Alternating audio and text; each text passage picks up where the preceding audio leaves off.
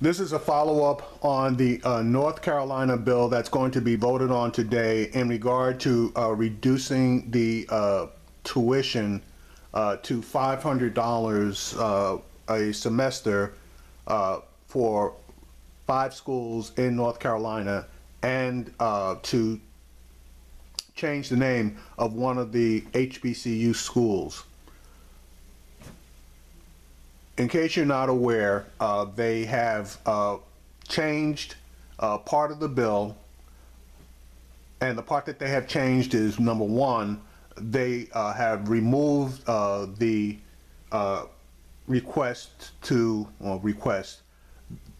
remove the portion of the bill that changes the name of one of the HBC schools, allowing it to keep its historic name. And number two, they have also removed one of the 5 schools that they want to reduce the tuition down from $3,000 a year to $500 a year. There's going to be a rally regarding this particular bill and the need to defeat this bill sometime today and also tomorrow. But anyway, here is the information regarding what's going on with that bill in North Carolina. I understand that you all may not see the value in our institutions, but we do. Students, alumni, the entire country knows that HBCUs hold value. And we're just hoping, and we are going to organize so that SB 873 will be stopped, because Black minds matter just as Black lives do. Folks, the Million Hoodies movement, they are Millions Hoodie Move for Justice chapter in Greensboro. They are involved in what is being called a week of action against SB 873. The proposed bill in the North Carolina General Assembly will lower the tuition of 5 state universities to the point that critics say will not be self-sufficient, thus causing the state to cut major programs and essentially gut those institutions. And 3 of those schools are historically Black universities. Now, I'll be in Raleigh today for the HBCU Solidarity Rally being held at the North Carolina General Assembly, and so we'll have a full coverage on tomorrow. Joining me right now via FaceTime is the leader of the Million Hoodies Greensboro chapter, Delaney Vandergrift. Delaney, first of all, thanks for joining us. I've been covering this story, and this is what really jumps out. I get this whole idea of lowering tuition to meet the constitutional mandate to have potentially free education in North Carolina. The problem, though, the state cannot guarantee that these universities will receive the funding every year. It will be on a year-by-year basis. That's what's problematic. Right, absolutely. And that's what organizers are worried about, and that's what students are worried about right now in North Carolina, HBCU students. I saw a statement from the chancellor at Winston-Salem State University, one of the colleges, who said that they've been in talks with officials and that this could be a very good idea. I get that, but unless you have a guarantee that the money you're going to lose will be replaced each year by the legislature, you don't really have anything. You're hopefully begging every year, hoping they actually fund these schools.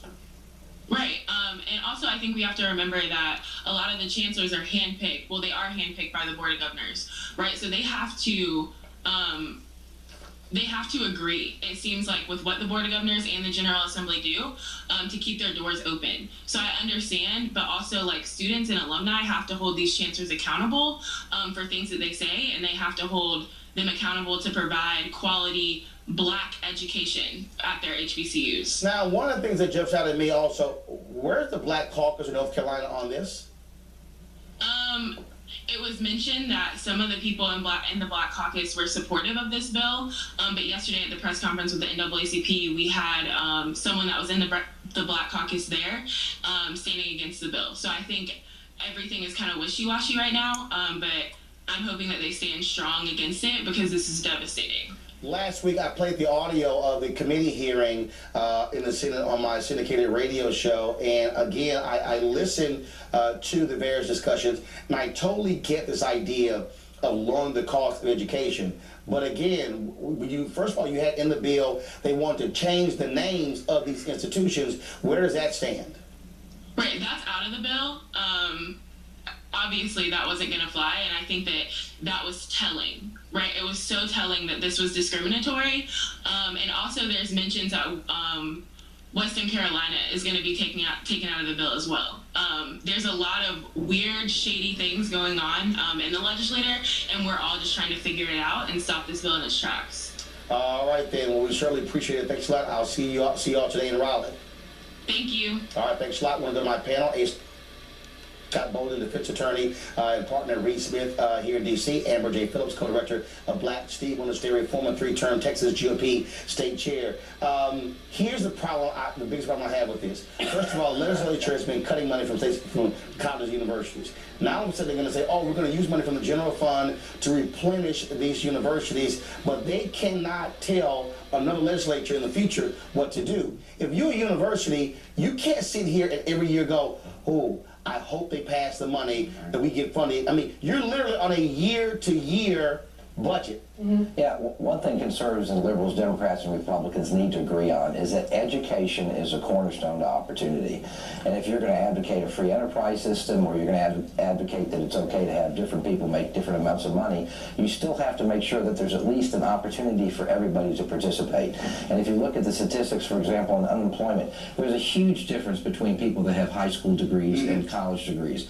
So I think everybody should agree that when you prioritize in spending, education has to be at the top. Amber, first of all, officials say the whole point of this is for marketing to increase enrollment. Some of these universities have had declining enrollment. But if you look at UNC Pembroke, one of the schools in here, they actually have record enrollment. They're almost at capacity. So you sort of ask the question, well, why are they in the bill if they've had record enrollment? Right. I think again, we talked about this, so what is the intent of this bill? And I think HBCUs are so important to our legacy. However, right now we are in a student loan debt crisis, and that's fact. Student loan debt is averaging about $1.2 trillion for young folks across this country, and going to a public university, you might be graduating with an average about $25,000 in debt. So when you think about that, I do think they should push back on the bill in regards to the name change falling out. However, there needs to be some kind of decision-making intentionally across state legislators